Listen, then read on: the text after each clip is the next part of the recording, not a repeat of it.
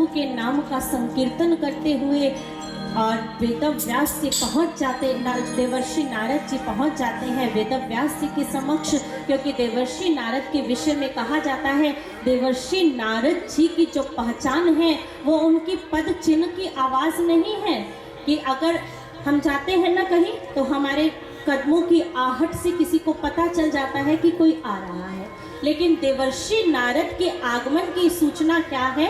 उनका नारायण से यह प्रेम, उनका नारद के नाम का यह संकीर्तन, और ऐसे ही अपने प्रभु को स्मरण करते करते देवर्षि नारद जी पहुंच जाते हैं श्रीमन वेदव्यास जी के समक्ष।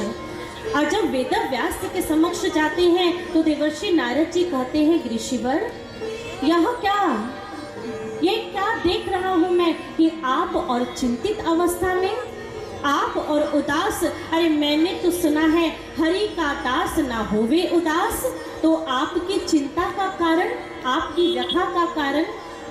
तो उस समय महर्षि वेदव्यास से दोनों कर जोड़ करके और देवर्षि नारद के समक्ष अपनी प्रार्थना को रखते हैं और अपनी प्रार्थना के रूप में क्या कहते हैं कि हे प्रभु, मैं नहीं जानता कि मेरा चित्त अधीर क्यों है, मैं नहीं जानता कि मेरे मन में विचारों का यह ताना बाना क्यों है।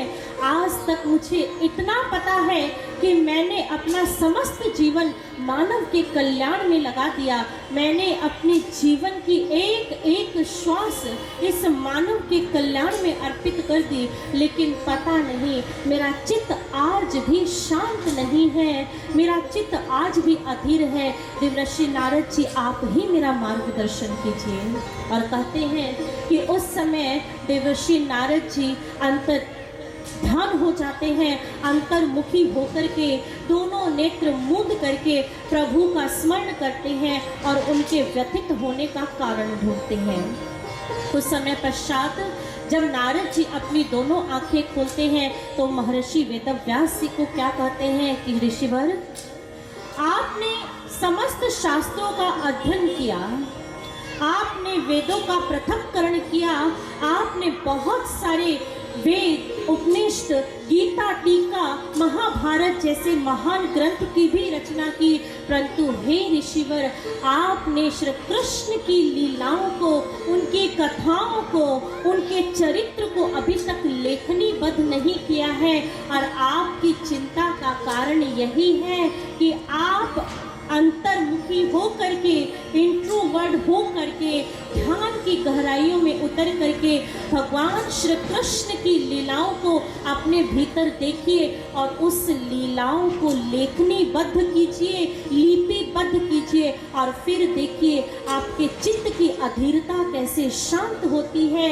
आपके चित्त में ये जो उथल पुथल मच रही है, सागर के मानिंद विचारों की जो ये ताने बाने चल रहे हैं, विचारों की जो लहरें उठ रही है, देखिए वो किस प्रकार शांत होती है। आप जरा भगवान श्री कृष्ण की लीलाओं को अपने भीतर में देखिए और उसको लिपिबद्ध कीजिए।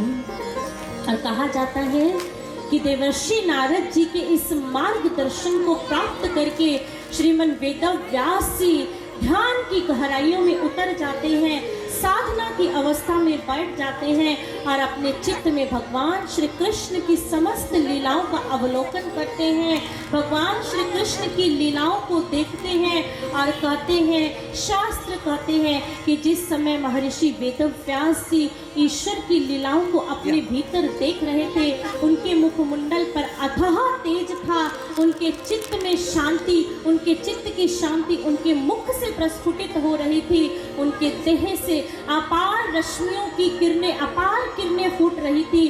और कहा जाता है कि जिस समय वेदव्यास जी ने अपनी दोनों आंखें खोली, अपने दोनों नेत्र खोले, तो उनका चित्त जो पहले अधीर था, अशांत था, विचारों के ताने बाने में उलझा हुआ था, उनकी चित्त, उनका मुखमंडल अथाह शांत हो गया था और लग रहा था कि जैसे उन्होंने अपने भीतर में अपार हर्ष को प्राप्त कर लिया। और आज वेदव्यास से प्रारंभ करते हैं ईश्वर की गाथा को लिखना, ईश्वर की लीलाओं का लिखना।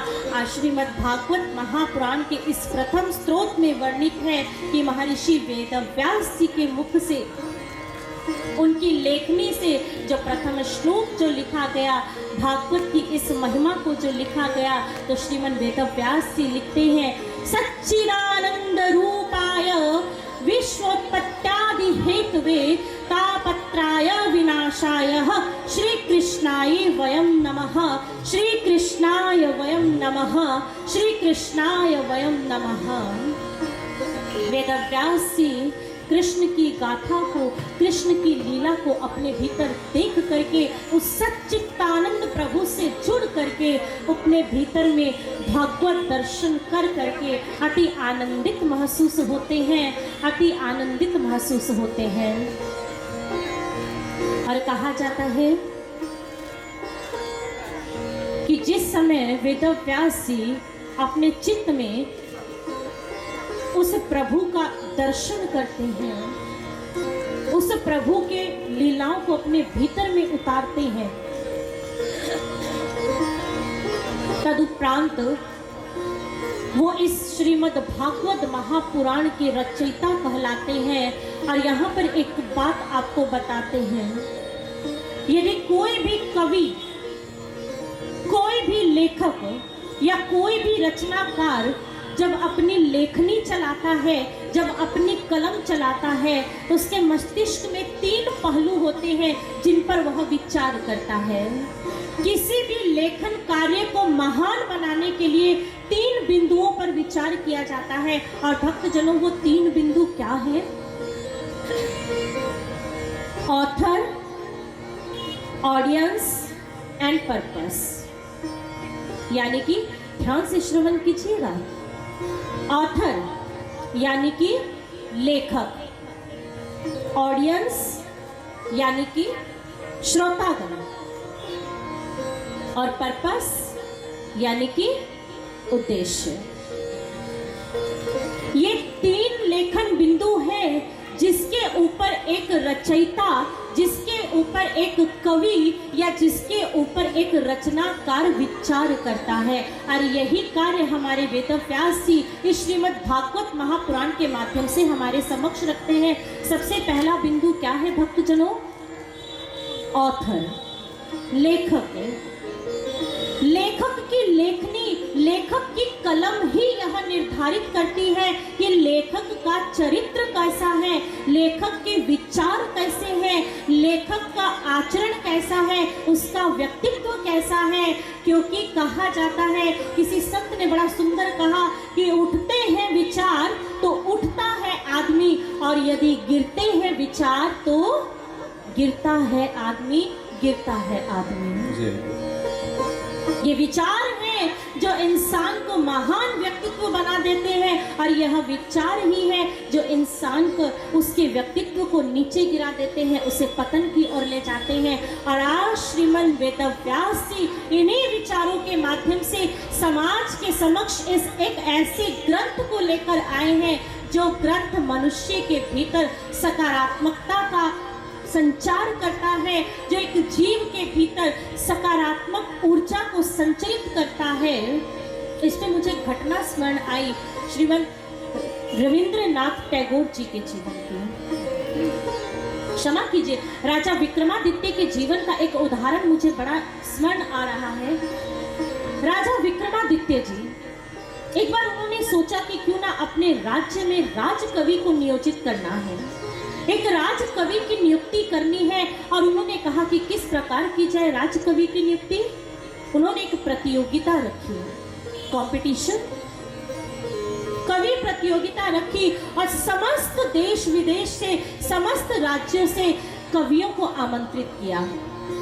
और उस प्रतियोगिता में सबको कहा गया कि अपनी लेखनी, अपने विचार व्यक्त करने के लिए आप लोग स्वतंत्र हैं। सब सुंदर से सुंदर, अति सुशोभित विचार मेरे राज्य में मेरे समक्ष आकर के प्रस्तुत करेंगे, ताकि मैं उनमें से एक सुयोग्य कवि को छांट सकूं और उस कवि को अपने राज्य का राजकवि नियुक्त कर सकूं। जैसे ही सुना कि राजा विक्रमादित्य ने यह कवि प्रतियोगिता रखी है, तो समस्त राज्यों से, देश विदेश से राजकवि वहां पर उपस्थित हो गए, अपनी अपनी कविता को कहने के लिए, अपनी अपनी लेखनी, अपने अपने विचारों को व्यक्त करने के लिए। समय निर्धारित हुआ, दिवस निर्धारित हुआ, सभी कवि पहुंच गए सभा में अपनी कविता, अपनी लेखी, कुछ अपने विचार व्यक्त करने के लिए।